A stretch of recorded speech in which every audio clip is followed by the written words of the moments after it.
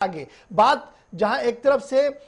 मामला पैसों का है तो एक और पैसों का मामला सामने आया है और मामला उस वक्त सामने पेश आया जब क्राइम ब्रांच कश्मीर की तरफ से 22 लोगों के खिलाफ चार्जशीट जो है वो कोर्ट के अंदर दायर किया गया था। 12 साल पहले फर्जी लोन का मामला सामने आया था जिसके बाद बड़गाम पुलिस ने बाज़ाब्ता तौर पर कार्रवाई भी की थी और यह मामला क्राइम ब्रांच कश्मीर को चला था। 12 साल की मशक्कत के बाद क्राइम ब्रांच ने आज 22 लोगों के खिलाफ चार्जशीट अदालत के अंदर दायर कर दिया है। दफा 420, 471 और दीगर दफात के तहत यह केस सामने आया है। अब मामला है क्या? तकरीबन 2 करोड़ रुपए का मामला है जी, फर्जी लोन निकालने का। बड़ी कंपनियों से गाड़ियां निकालने के लिए लोन लिया गया लेकिन गाड़ियां कभी निकली ही नहीं है। इब्तिदाई रिपोर्ट और इब्तिदाई खबरों के मुताबिक यह फर्जी मामला था जिसके अंदर बैंक से लेकर गाड़ी मालिकान और लोन निकालने वाले लोगों के बीच नेक्सस था और यह 2 करोड़ रुपया का चूना, सब्सिडी और दीगर तरीके से निकालने की कोशिश की गई और आज क्राइम ब्रांच ने चार्जशीट जो है वो पेश कर दिया। लेकिन बड़ा सवाल यह है कि छोटे से केस को ट्रैक करके मंतकी अंजाम तक पहुंचाने के लिए 12 साल का वक्त लगा है। फर्जी केस जिसको कहा जा रहा है कि 2 करोड़ रुपया बैंक से निकाले गए,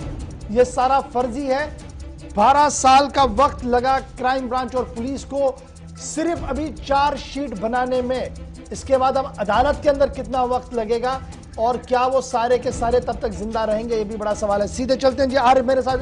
मेरे साथ ज्वाइन कर चुके हैं इस बड़ी खबर पर। आसिफ जरा अपडेट कीजिएगा कि पूरा मामला है क्या ये, और ये जो 2 करोड़ रुपया वाला कहा जा रहा है कि ये फ्रॉड लोन केस है, फ्रॉड लोन केस कब सामने आया, किन लोगों के खिलाफ फर्जी जुर्म आयद किया गया? देखिए इशफाक, दरअसल ये मामला जो है वस्ती ज़िला बडगाम का है और इस मामले में अभी तक जो केस सामने आया है जो तकरीबन 12 सालों का आप जिक्र कर रहे हैं, जुलाई का ही महीना था साल 2013 में जब ये मामला उस वक्त क्राइम ब्रांच को सौंपा गया है। लेकिन कुल मिलाकर आप देखेंगे तो जब बडगाम से जब इस पूरे मामले में FIR लगी थी, केस दर्ज किया गया था, तकरीबन 7 से 8 लोगों का शुरुआती रिपोर्ट्स में नाम सामने आया था। जब जांच हुई तो पता यह चला कि कुछ लोगों की तरफ से जम्मू कश्मीर बैंक, ओमपुरा, बडगाम के अंदर और बाकी भी कुछ बैंक्स के अंदर, जिस तरीके से अलग अलग शाखों के अंदर जिनमें इंडस बैंक है, पंजाब नेशनल बैंक समेत दीगर बैंकों का इस्तेमाल करके कुछ लोगों की तरफ से गाड़ियां खरीदने के लिए पहले से ही लोन लेने के लिए तैयारी जब की गई थी तो अलग अलग बैंकों के अंदर जो इन लोगों की तरफ से अकाउंट्स खोले गए थे। लेकिन अहम चीज ये थी कि ओमपुरा, बडगाम के बैंक के अंदर इन लोगों की तरफ से अप्लाई किया जाता है। दरअसल ये फ्रॉड होता है उस वक्त, क्योंकि जो डॉक्यूमेंट्स लोन के लिए अप्लाई जिन लोगों की तरफ से किया गया था, इसमें 3 से 4 नाम इब्तदाई जो खुलासा क्राइम ब्रांच की तरफ से इस रिपोर्ट में या जो उनकी तरफ से जो डिटेल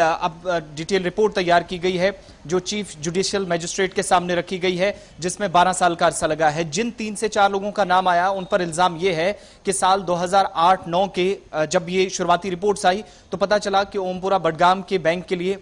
में जाकर उन लोगों की तरफ से अप्लाई किया गया और 11,86,000 से ज्यादा की रकम जो है वो इन्होंने अपने बैंक खातों के लिए, बल्कि इतने लोन के लिए उन्होंने अप्लाई किया। टिपर समेत बाकी गाड़ियां इन लोगों की तरफ से उस वक्त खरीदी जानी थी, बल्कि खरीदनी थी या नहीं, लेकिन कुल मिलाकर केस जिस तरीके से बनाया गया वो बैंक के सामने भी फेक डॉक्यूमेंट्स दिए गए और न सिर्फ एक बडगाम के इस बैंक के अंदर बल्कि दीगर बैंकों का नाम लेकर भी वहां पर भी बैंक मुख्तलिफ शाखों के अंदर अपने अकाउंट्स को ले गए। और बैंक से जब लोन लिया गया तो कुछ डॉक्यूमेंट्स जो जम्मू कश्मीर के अंदर, जो वस्ती कश्मीर के बडगाम जिले के अंदर ओमपुरा ब्रांच के अंदर इन लोगों की तरफ से दिए गए 3 से 4 लोगों का नाम जो पुलिस ने खुलासा किया, तो उन लोगों के इस इन्वेस्टिगेशन के दौरान पता चला कि जो जम्मू के अंदर नेशनल गैराज है उसका नाम लिया गया, उसके नाम पे कुछ लोगों की तरफ से डॉक्यूमेंट्स तैयार किए गए, यानी बैंक को यह बताने के लिए कि वो लोन लेंगे, इसके बाद उन्हें गाड़ियां लेनी है, कर्जा बैंक से लेना है। अब चूंकि एक शख्स के नाम पर या एक